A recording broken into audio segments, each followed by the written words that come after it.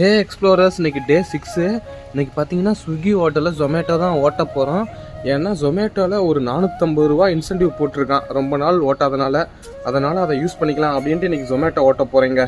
நாமளும் ரொம்ப நாள் கழித்து ஜொமேட்டோ ஓட்ட போகலான்னு வந்தால் மழை பெஞ்சிட்ருக்குங்க. ஏதோ இந்த மோந்தா புயலாம்ல, அந்த புயலால் இங்கே மழை பெஞ்சிக்கிட்டு இருக்கு. இன்றைக்கி ஓட்ட முடியுமான்னு தெரில, ட்ரை பண்ணி பார்ப்போங்க எப்படி தான் ஓடுதுன்னு.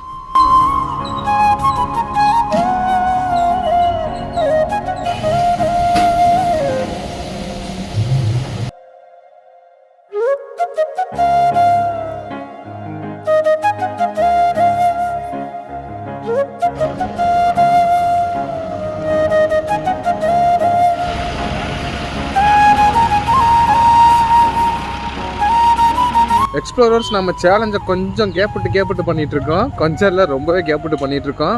இனிமேல் வந்து ஒரே ஸ்ட்ரெச்சாக பண்ணலான் இருக்கேன். இனிமேல் டெய்லியும் ரெகுலராக வீடியோஸ் போட ஆரம்பிச்சிருவாங்க.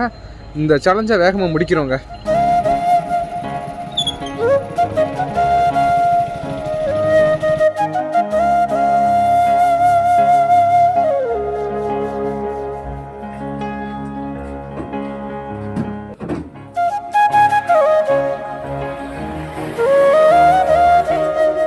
காய்ஸ், நேற்று எவ்வளோக்கு ஓட்டியிருக்கோன்னா சாடஃபேக்ஸில் 193 ரூபாவும் ஜொமேட்டோவில் 807 ரூபாவும் சேர்த்து 1000 ரூபாய்க்கு ஓட்டியிருக்கோம்.